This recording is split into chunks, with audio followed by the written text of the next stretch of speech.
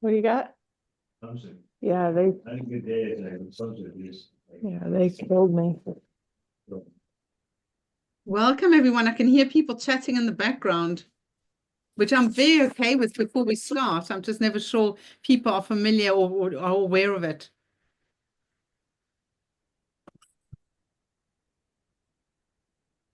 Got another minute, perhaps?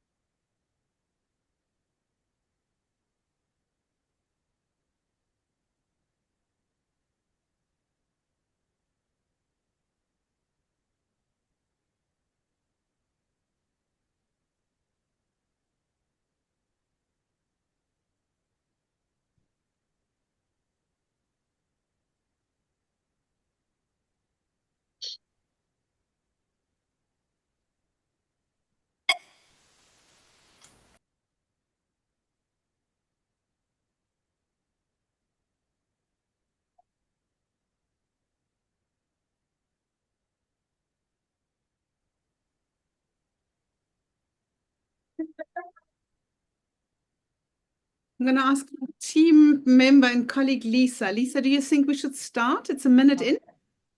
Sure, I'll just admit people as we go in. Thank you. That's lovely. Let's start. So I'm Birgit Schreiber. I'm the president of IASIS and a professor of the higher education faculty in Cape Town, South Africa. So I'm very, very proud to be here today in this webinar where I can welcome Dr. Mats Dolf and Professor Christiane Stock to this very important conversation that is very close to our heart in IASIS. We always advocate for the health of students and do that via knowing that students live and learn in an embedded and contextualized ways.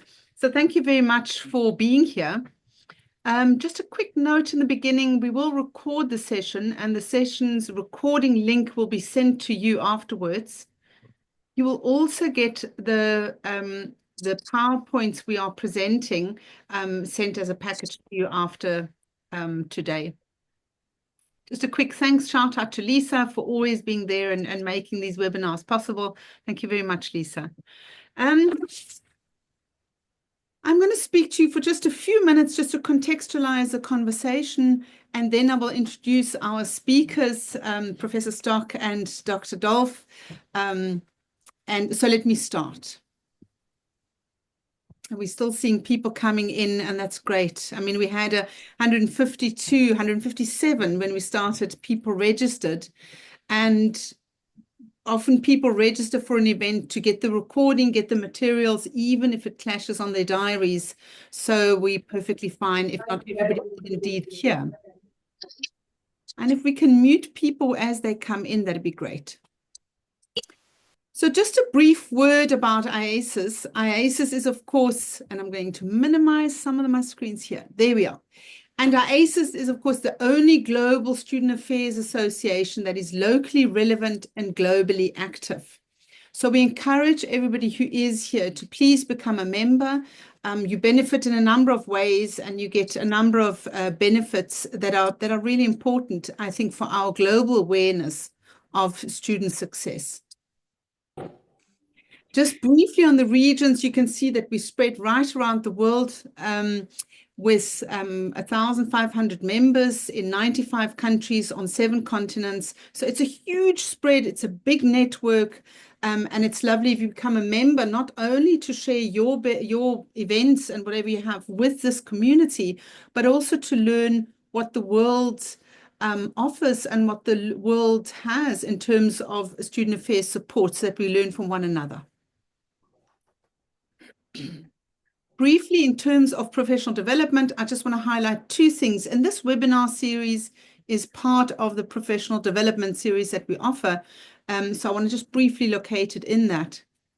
One of the professional development programs is the Student Affairs program that is now not here on this PowerPoint, but I'll share it a bit later. I will talk to that. But this is the webinar series, and today we are in this webinar. There are another 2 coming up, and I will announce them right at the end. Let me briefly speak about the Okanagan Charter, who we heard about a few years back from our Vice President, Dr. David Newman. He is in Canada in Toronto University, and he uses it as a guide for his university, and that is how we came onto this charter and how important it is for our universities to use it as a resource to making our work more visible and more impactful in terms of shaping the context. Let me just see why there we are. So this is a slide that many of my colleagues here are very, very familiar with.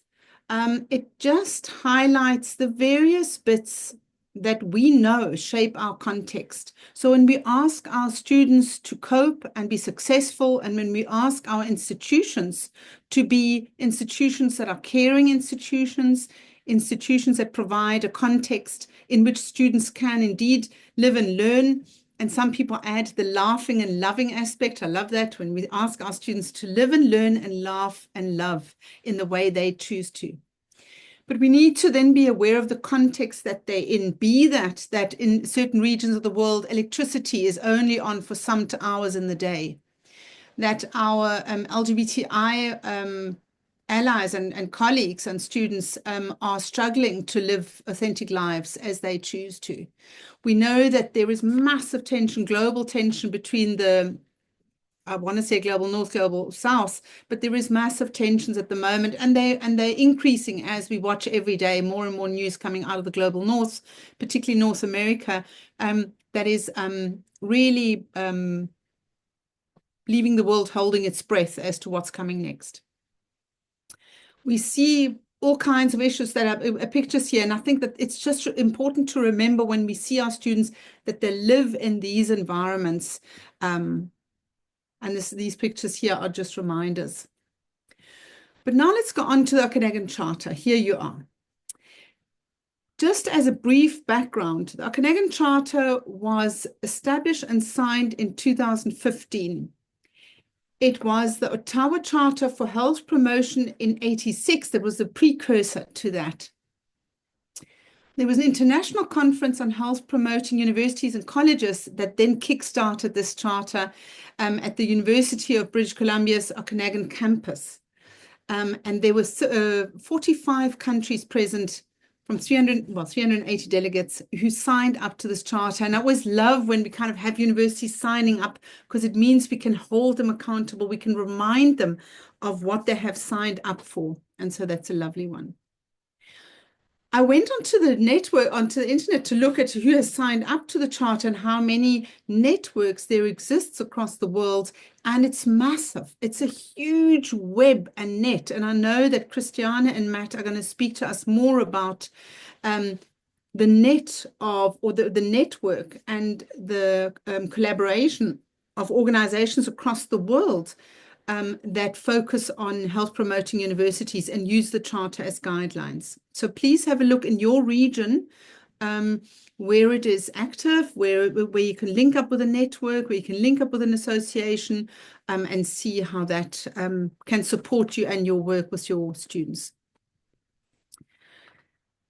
Why the charter matters, and you see the SDGs at the top right.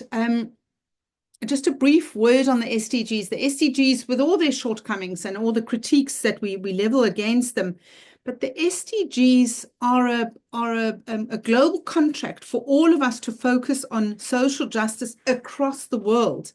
That we live in, the SDGs are a reminder that we live in one world with finite resources, and that we do need to make it a livable place, a good place where everybody can participate in all parts of the world.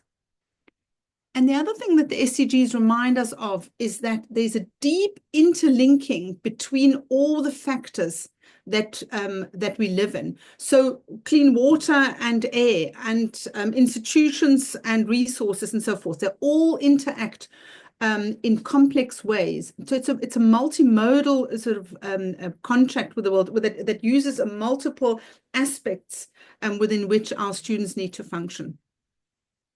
The other thing that I love about the SDG, and I just made a presentation yesterday on what the SDG also tells us, the SDGs, is that when the contextual factors aren't supportive or conducive to student and student success and institutional success, we realize that success of students isn't just about their own merit or about their efforts or about their individual abilities and efforts, but it also matters what the context does.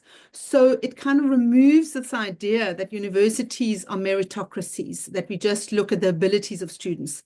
The SDGs remind us of the many factors that make for a healthy environment.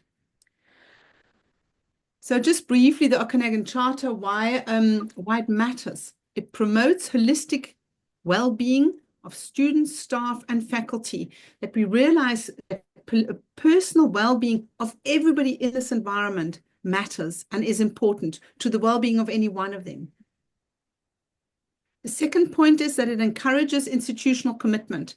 It asks, or it recommends, and it points towards systemic issues, systemic changes that are required to promote health and equity and sustainability. So it speaks about a commitment, institutional leadership commitment. The third point here is that it aligns with global health goals, and that's, of course, are the SDGs. So it aligns very, very well with exactly what we've been also saying at IASIS, that the SDGs matter very, very much. Agenda 2030 matter as a set of goals for all of us. The fourth point is that it creates a supportive environment and encourages campuses to build physical and social spaces that foster health, inclusion, and resilience. So it speaks about the environmental factors. And the fifth point that I added, and perhaps it's not so clear in the charter, but it's something that is very important, is that when we work with our students, that they realize the importance of working in healthy environments, and they become the agents of change once they leave university and they go into their working lives, their adult lives. So it provides a reparative or a positive experience for students that they can then replicate outside beyond the university. So our students become the agents of change. They become the agents of making it real in the world once they leave university to step into the world of work. So just briefly, my last slide on this one, before I introduce our speakers, is that the Okanagan Charter has two main calls to action. It embeds health into all aspects of campus life. It says, when we have anything we do on campus, that we think about how it promotes or hinders health of everybody on this campus. It speaks about well-being policies, that we need to translate them into policies, services, and the programs that we offer.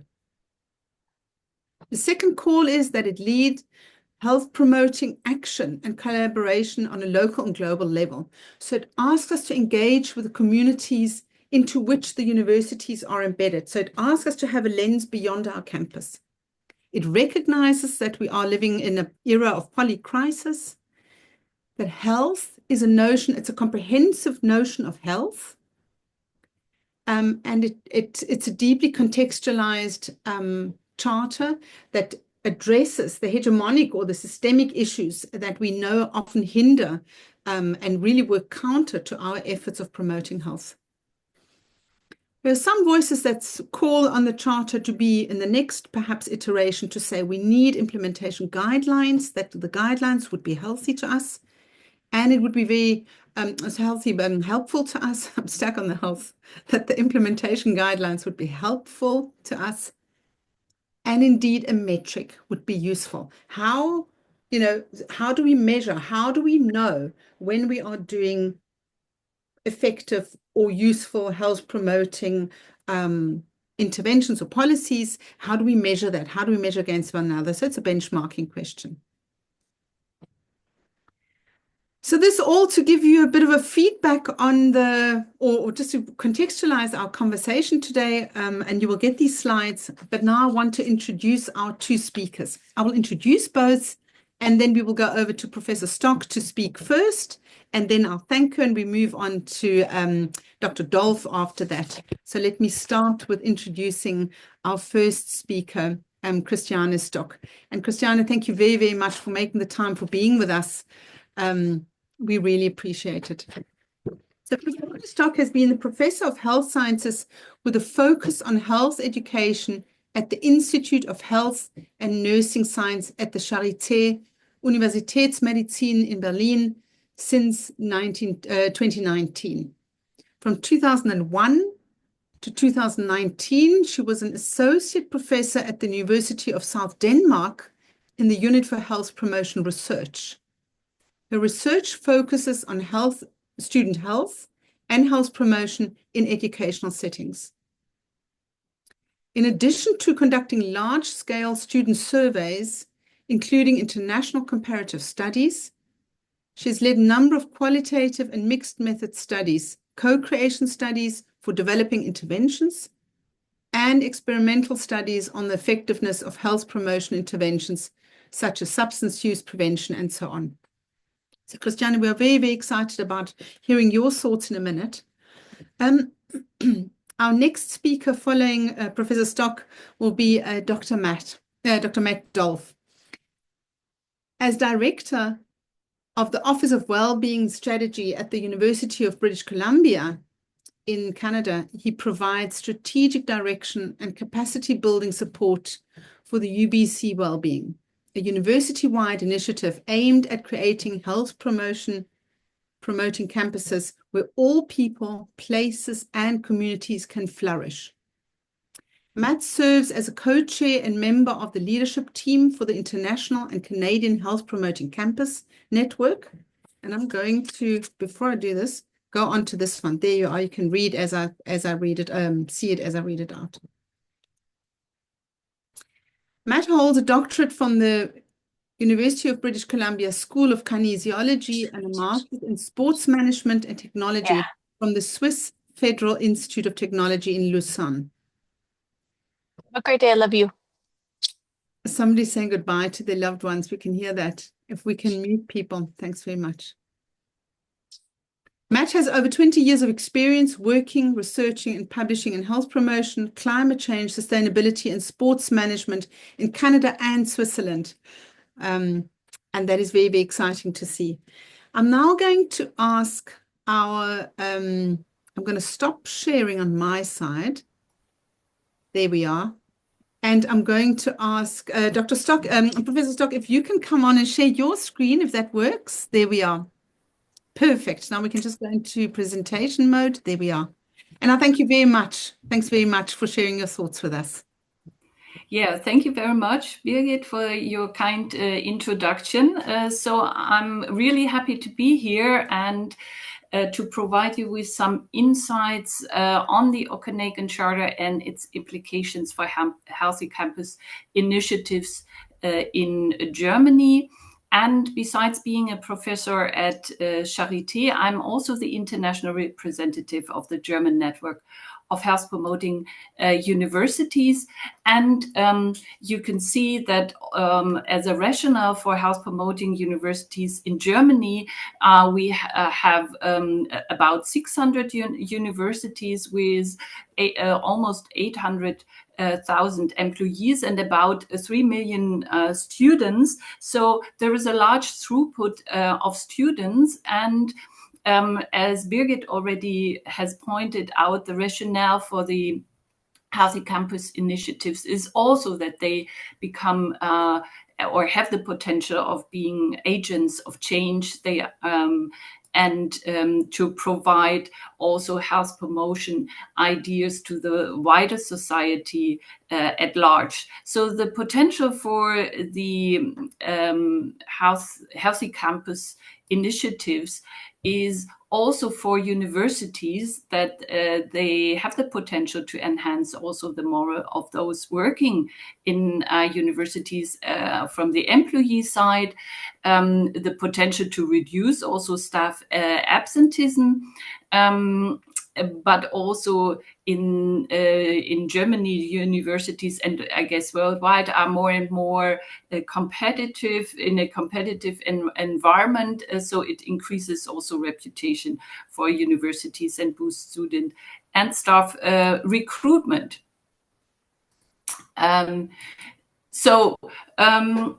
And as Birgit already has pointed out, we live in times of crisis. We need to deal, and especially also the students needs to deal with these contexts in terms of the climate crisis. We have just experienced the COVID-19 pandemic with social isolation. We experience a lot of stress among students also in Europe regards the war in Ukraine. So all this shapes the health and well-being of students in these contexts. And in Germany and in many other countries, we see a sharp increase in mental health problems among the student population. So in this sense, the Okanagan Charter is more important than ever. Birgit already pointed out the different action areas that are that the Charter makes focus on, and these are the action areas in concrete in the action 1, and they reflect and mirror very much the action areas of the Ottawa Charter and translate them to the university environment. And then there are these other action areas where the focus is on integrating health, well-being, and sustainability also in the different disciplines, not only in the health subjects, but across all disciplines of the universities. And also in concrete to advance not only teaching, but also research efforts in this area. So how does the history of health promoting universities international look like? Birgit already mentioned this, but also in concrete in Germany. We started already 20 years before the Okanagan Charter was released in 1995 with founding a German network of health promoting universities. You can see quite small. We started with 5 universities. I was among the ones who started. I was a young researcher at that time. And then we were active in many different international conferences, but also with WHO support. The book was released that gave us a framework for our action for health promoting universities. And then in 2005, the German network already celebrated its 10th anniversary, but also at that point in time launched their own guidelines as 10 health promoting university principles, principles of good practice. And the Okanagan Charter then inspired us again to revise and revisit our own guiding principles. In 2020, a revised version was launched. And where are we now? The network at the moment comprises over 150 university and colleges. And we founded 5 regional networks to collaborate even closer at the regional and local level. We just a few weeks ago celebrated our 30th anniversary. But at the same time, only 6, I need to say, German universities have formally signed the Okanagan Charter, even though it is a guiding tool and a guiding document for all of the universities in the network. We can later maybe discuss what the barriers are for formally signing the charter. But before this, I would like to shed some light on the context, the more national or European context of higher education, and what has the developments, what kind of developments have we seen that shape also the context in which students are studying. And one of the contexts that is worth to be mentioned is the Bologna reform. This reform aimed to harmonize the higher education across European member states, and it had some very positive aspects in terms of improved internationalization, where the students benefit from, and also improved teaching quality with quality standards and accreditation procedures. But there was also a downside of it, and there was we now see a much higher density of exams and a restriction of individual choices that students can make during their studies. Especially in Germany, we see, even though the studies are tuition free, we see a steady increase in student numbers now at the moment coming to a plateau, but only a minimal increase in professorships. You know, it's so cute when you try to put the heart in front and help. He tries to help you. He puts his little leg up. We also could see some policies that aim to reduce study duration, and students have also financial difficulties to finance their living. And universities at large suffer from higher competition and a decrease in basic funding. And of course, also COVID-19 pandemic has had effects with distance learning for 2 to 4 semesters, and and some young people still struggle with these social distancing measures. And in this context, I would like to show you some few results of how these study conditions and these study environments relate to students' mental health. I conducted a study in 13 universities in Germany using the Bielefeld questionnaire on study conditions, where students could assess their study conditions in these different domains. And we also asked for had scales for impacts on academic achievement, well-being, identification with institution, and the general condition and health, with a special focus on mental health. This survey led to a sample of almost 25,000 students across these 13 universities. And I would like to show you only one result of an outcome of the mental health scales, which is exhaustion, and how the study conditions impact on exhaustion. And these are results from a linear regression analysis. And you see here the regression coefficients. We measured the satisfaction with study conditions in these 23 different domains.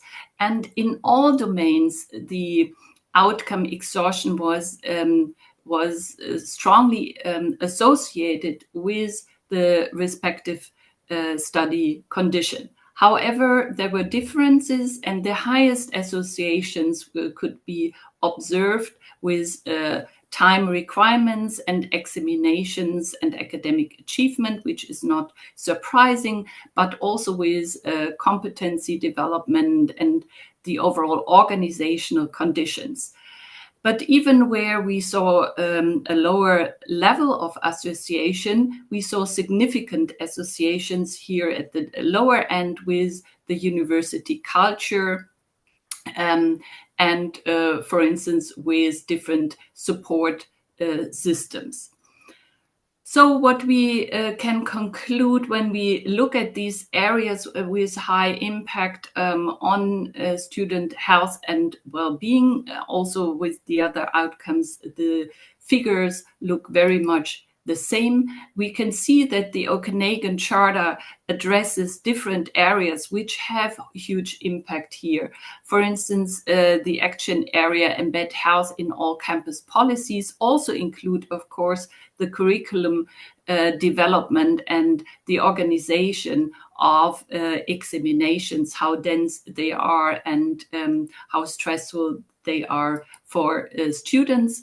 The action area to create supportive campus environment have also relationship to, for instance, these conditions here, like path and accessibility to campus. Support personal development, also these areas are very much reflected in our results here.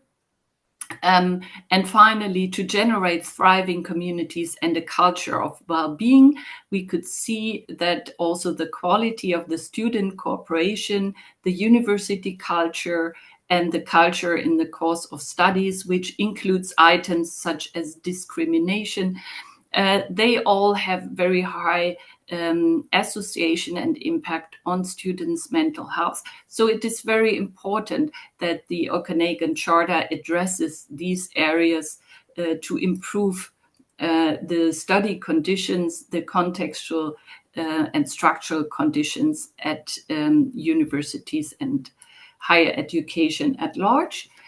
And finally, I would like to say some words on how we moved from such type of needs assessment to action.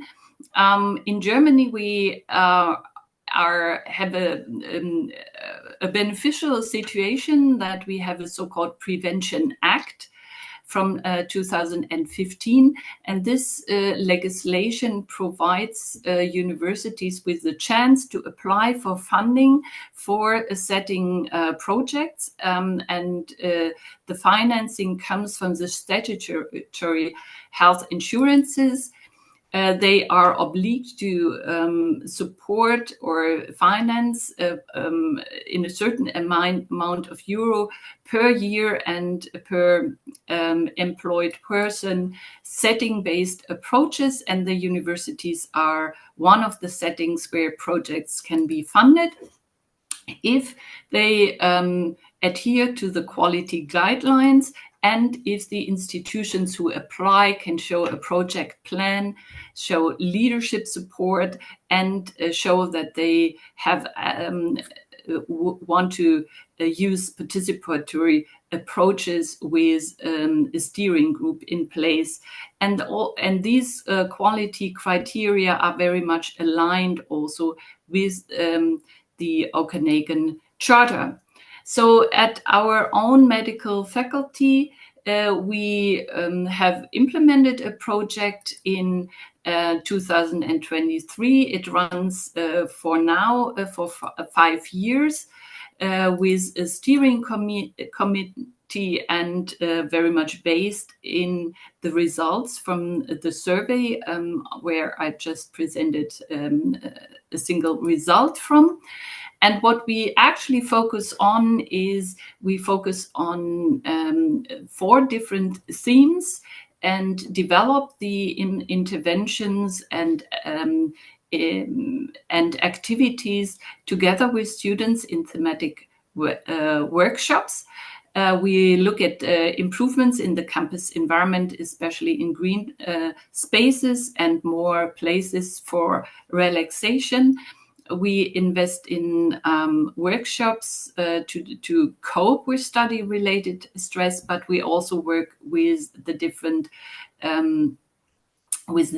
study programs to improve the conditions around examinations. We aim to increase physical activity on campus, but also during lectures with including movement breaks. And we generally focus on student well-being, on diversity and anti-discrimination, and on more social interaction. Beside this, we network with not only other Berlin universities, but also with regional and the national HBU network. So I would like to thank you for your attention, and I'm looking forward for discussing my presentation later. Thank you so much, Professor Stock. Thank you very, very much. I was so interested to hear about the Bielefeld questionnaire because some of the American colleagues I see here will have worked with the NESI a lot. And so we could just talk about those different measures and different questionnaires or tools on how to assess the environment. So thank you very, very much. I'm now going to ask Dr. Dolph to come on, put your camera on, if you can share your screen with us, and we will listen to your presentation. Thank you so much. Wonderful. All right, I'll share my screen, and maybe if you can just let me know if it's showing correctly. Yep, that's perfect. Fine. Okay, great. And I'm just realizing I'm not at the very beginning, so let me just zoom back. Okay, great to be here with all of you. And thank you, Birgit, for inviting me. And it's great to be presenting alongside Christian, who's been doing really important work in Germany for decades, as you've heard. I'm coming to you from Vancouver, British Columbia, and joining from the traditional, ancestral, and unceded territory of the Musqueam, Squamish, and Tsleil-Waututh peoples. Centering the recognition of being on Indigenous lands here and their stewardship of this lands, and our thinking about health and well-being is central to how we do our work here at UBC and in Vancouver and across Canada.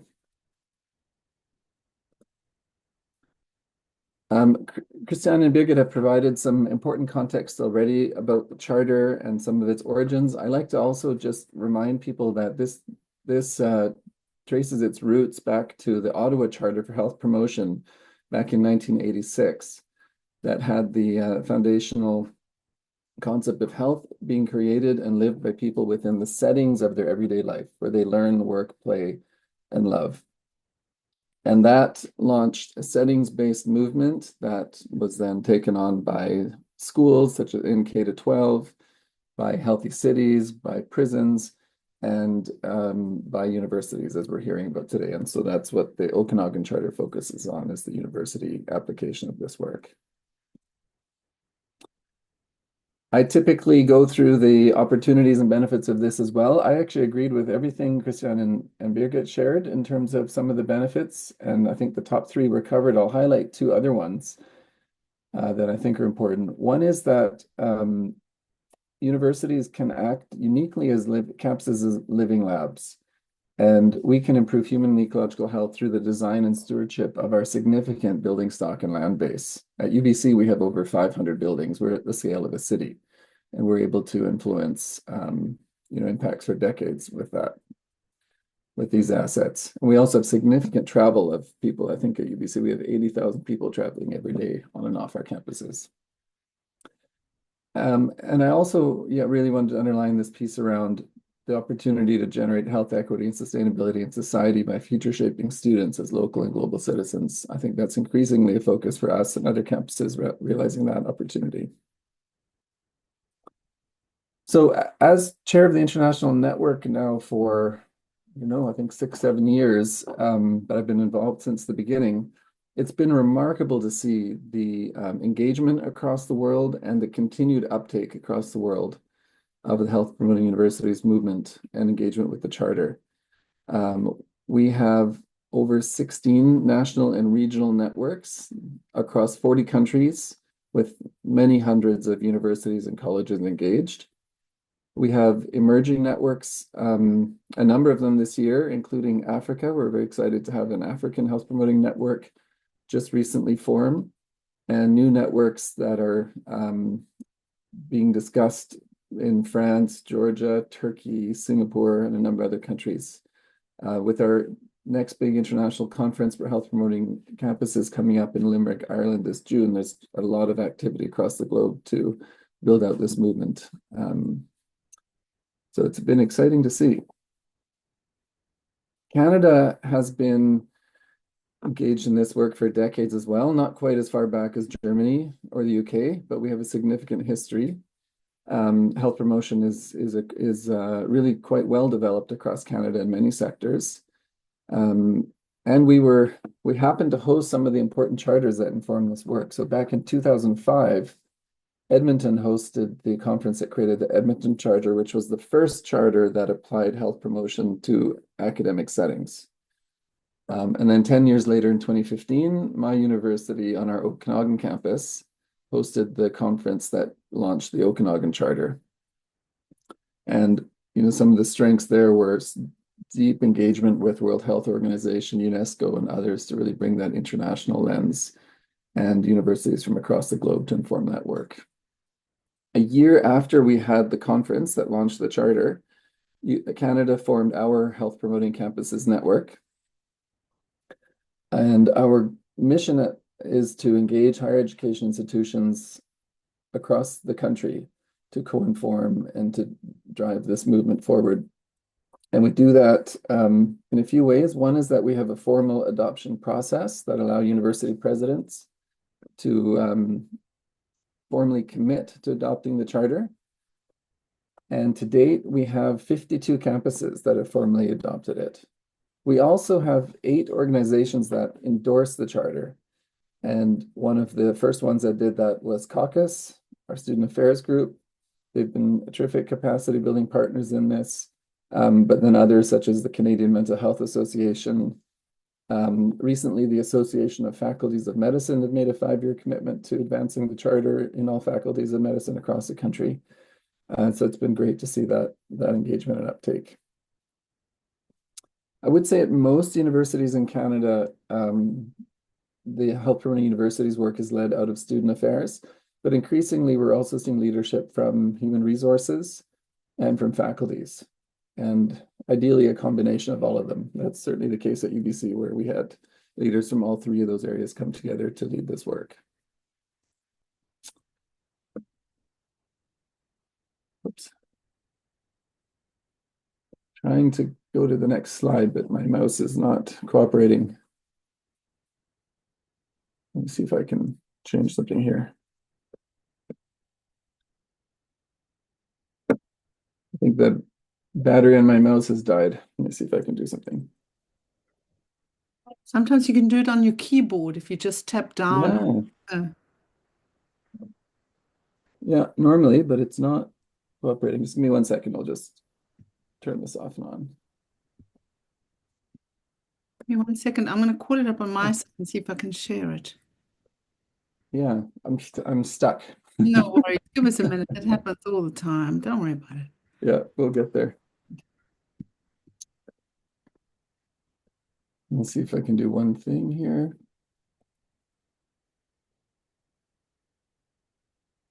Okay, we're back online. My computer decided to reset itself. Okay. So I'll zoom in a little bit to what we've been doing at University of British Columbia as well, where I work and have been doing this work for about a decade. Give a few examples of how we've applied the charter in our setting. And I'm showing this picture because we just celebrated 10 years of our commitment to being a health promoting university. And you can see our statement there. We really want to leverage the charter in everything that we do. And this is about making sure that our people, our places, and our communities can all flourish. And we have a wonderful website, wellbeing.ubc.ca, where we share everything that we do, and welcome you to all go there if you find helpful resources that can inform some of your work as well.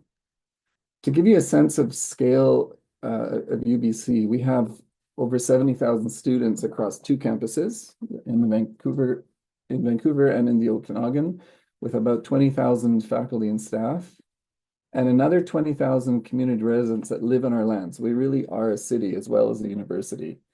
And we have 1,500 acres of land and about 500 buildings. So we have a major focus on built and natural environments as well as part of this work, and the importance of being strong community partners. So for the rest of the presentation, instead of going through the charter and what it is, I'll talk about some of the paradigm shifts inherent in it. I find people find this helpful to think about what the shift can represent for some of us. So I'll go through a few of these and give some practical examples. I won't go through them all, but give you a few highlights. One of the key paradigm shifts is a shift from a focus on self-care and individual behaviors, as we traditionally did, to thinking about settings and determinants of health. And I'll share this lovely metaphor that I find really encapsulates this. It came from a colleague, Dan Rice, and he shared this frogs in the pond metaphor. If the frogs in the pond started behaving strangely, our first reaction would not be to punish them or even to treat them. Instinctively, we'd wonder what was going on in the pond. The next shift is from work happening in a siloed way, which is, is a real challenge at universities. We have different people working on the academic side, the operational side, but the goal is to shift culture and policy and be more collaborative. And when UBC formally adopted the charter, a few of our commitments that the president made were to invest resources in providing collaborative and strategic supports to all areas of the university, encouraging the whole community to work together and investing energy in building our conversations and in doing that between campuses across the world, not just within our university. Sorry, I jumped ahead. We also want to shift from a needs deficit frame to something that's strengths-based or salutogenic, as you'll see in the literature. And to give you a quick example, I think we all know that mental health is seen as a crisis for students as well as for faculty. A recent survey among presidents in North America said this was a top 1 and 2 concern a few years ago. And and critical that we attend to staff and student mental health. But it's important to not just treat this as focusing on reducing the mental distress or mental illness, but to promoting positive mental health. And at UBC, we've been working to reframe that, our language and our mindset, to promoting mental health. One way we've done that is through this Thrive campaign that's 14 years old now, that highlights work happening across university and builds capacity for reducing stigma, accessing supports, and celebrating positive mental health. And it's really shifted the language at university significantly. And I'll just skip forward a little bit for time, and also really wanted to underline what for us, and I think for many universities, is increasingly becoming important, and that's to focus on teaching, learning, research, and also thinking about how that links to the international SDG agenda and a focus not just on people, but also place and planet. UBC 2 years ago launched a new student strategic plan where we centered the importance of student well-being with that language on people, places, planet, and that underlined the importance of maybe one of the most important things we can do is to equip our students to be positive members of society and have a positive impact in the world. And that's, I think, where we may have some of the biggest potential for impact.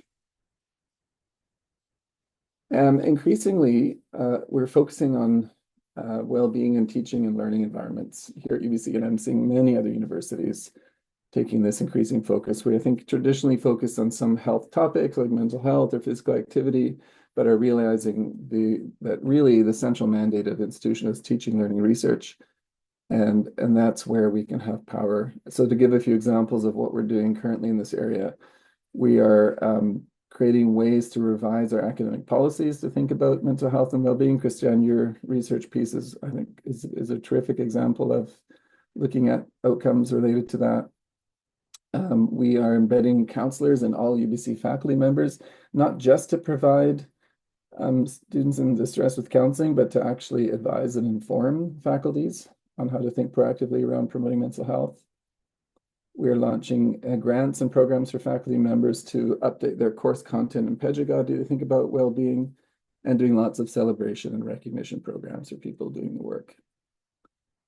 So I think I'll just underline two other things before I close. One is that it is really critical that we are also thinking about sustainability and climate change in this work, and linking to all of these calls to action in the SDGs, and realizing you really can't separate out one from the other. We have to be thinking about health and equity and sustainability, climate action together. And I'll give you an example of why this is so important. Last summer, this is a picture from the doorstep of our Okanagan campus, where the wildfires came right up to the edge of the campus and almost burned down. And it was a real wake-up call that we need to be thinking about supporting our community in the face of these events, but also being proactive about the health frame around the work of engaging with climate change. So just to close, I just want to highlight the last two here, which is that it's critical to also be thinking about collaborative leadership and taking a whole campus approach. All of you are student leaders, and that is often, as I said, where a lot of the energy has come from. But we also have a lot of focus on staff and faculty. There's a resource around how we activate well-being in the workplace that UBC's launched and is working with other campuses on, that I'd encourage you to have a look at. And then finally, I just wanted to show you our last slide, which is this cannot happen with one group of one unit on a campus. It has to come from all parts of the university working together, our student leaders, our faculty members, various units. And that's what our approach at UBC is all about, is really just bringing everybody together to think about how we can tackle this wicked problem over the coming decades.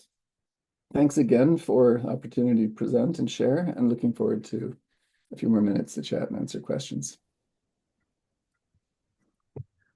Thank you so much, Matt and Christiane. It was lovely hearing from both of you, and particularly your experiences with promoting the Charter and making the Charter come to life on your campuses and in your environments. I'm going to invite everyone to post some questions or comments. In fact, there were a few questions that were sent to us while people were registering, so I'm going to pick from them. One question was, and we've got 10 minutes left. One question was, how do we advance the Charter on our campuses, and how do we sign up for it? Who signs for the Charter? So where is the commitment? Who needs to commit? Maybe I can start. So every network has their own process for that. In Canada, we have a simple one-pager that asks the president to formally commit to the principles and calls to action of the Charter. That's similar in the US. And so that's up to each region to create a process that works well for them. And then typically the second piece is we ask leaders to also make some commitment statements about what they will do once they've signed on to the Charter. What are the things they'll do? It could be a plan, it could be investing in resources or people to lead the work, or naming some priority areas. But curious, Christiane, how that has been looking in Germany as well.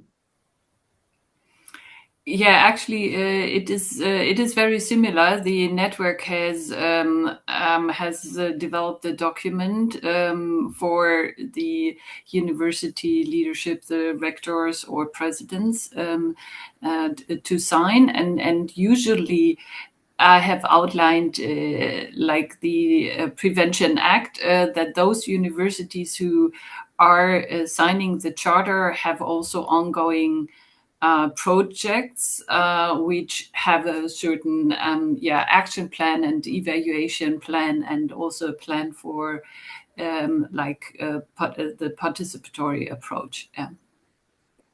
And just double check, is the signing happening with local networks in the region, or is there a kind of a central, is it a tiered approach, or do people reach out to their local networks or their national networks?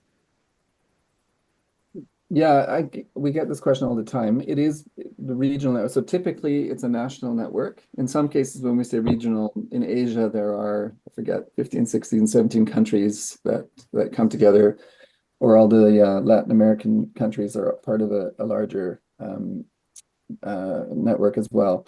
So it's up to each group. So really, people should reach out to their regional network. If there isn't one, this is something we're trying to figure out and probably will discuss at Limerick. Is there an international standardized approach for adopting that we could create? There isn't one currently, but many universities in countries without a network are asking how they can also sign on.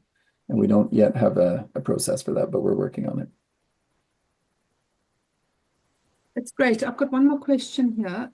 The question was, how does one live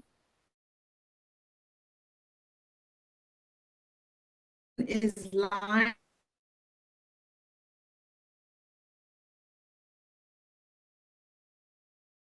and to a contextual issue? And often it's difficult to find out who owns the contextual issue. Is there any advice you can give or any thoughts you have?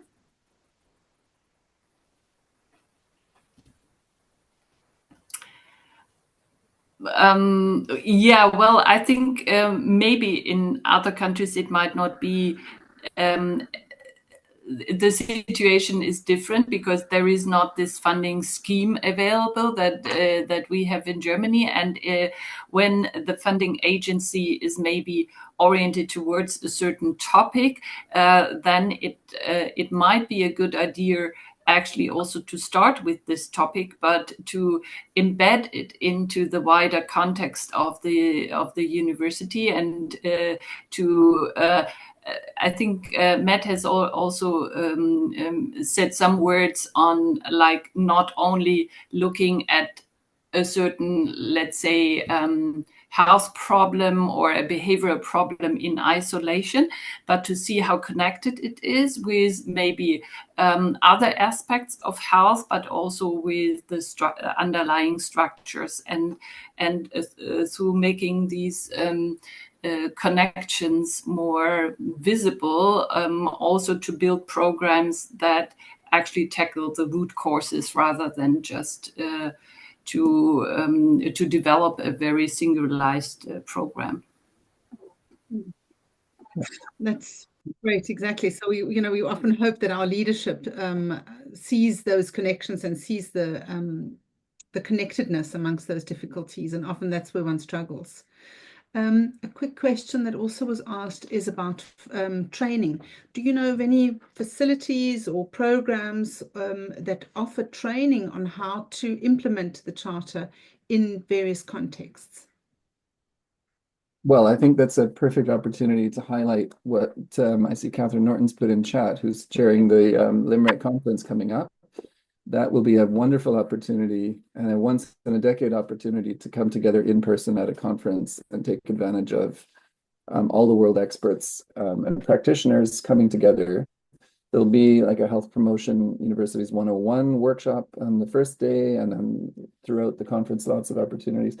But now that we can do these kinds of webinars and connect virtually, there's so many webinars being held by different regions that there's lots of opportunities for people to follow and join these kinds of sessions. That's fantastic. So I'm glad we're promoting your conference at this opportunity. It's lovely. We've got 2 minutes left. I wonder, Christiane and Matt, if there's any final comments you want to share. Otherwise, I'm about to close our webinar. Well, I just saw a question that was given to me. Why only 6 universities in Germany have formally signed the Charter? I assume it is because we have a relatively long tradition building on these 10 guiding principles, where universities are maybe more familiar with, and maybe. But this is an issue we will probably discuss in the revision of the Charter. Maybe some of the action areas are so generic that maybe the universities do not in concrete know what they are signing. It seems to be such a mouthful, so that they might be that it might be difficult to get this leadership support. But this is just these are just my ideas. I think, Christiane, you're absolutely right. Just to say that Germany's got the universities embedded in a very, very wealthy and, social care network. And so a lot of that kind of care is taken care of outside of the universities. So often the universities themselves don't feel called upon to act on this. Yeah. Yeah. Chris Dawes had something to say on the trainings that charge natural basis. We hold monthly networks in the USA. So there is so everybody please look through the chat, lift down those links. Matt, I'm going to ask you to give me one final word and then I'm going to close us off. Just create. I think that's how everything's unfolded at UBC and across the world is people like to collaborate, find those champions, share knowledge freely. That's part of our mandate as public universities. And it's amazing to see what can come out of it. And I'm frankly astonished at how much has happened in the last decade. So I'm really looking forward to seeing what will come out over the next decade as we tackle all these wicked challenges that you mentioned at the beginning, Birgit. Yeah, thank you so much, Matt and Christiane. And it's exactly that one is quite positively, one is hopeful when one sees so many people signing up to these kinds of charters and to these kinds of training events. Like today, we had an enormous amount of people signing up. And it really seems there is a hunger for wanting to understand and getting tools for developing healthy campuses and health promoting campuses. So thank you all for being here. Here is the final slide on our Student Affairs and Services program on leadership. It's a global program, which is for student affairs professionals across the globe. And the program, of course, is premised on some of the issues that we discussed today. So thank you all for being here. And I want to close this webinar with a final thank you. And we will send you the link to the recording and the PowerPoints in the email going out tomorrow when we thank you for participating in the webinar. Thank you very, very much, everyone. Thank you, Birgit, and bye-bye, everyone. Thanks so much. Thank you. Thank you. Bye.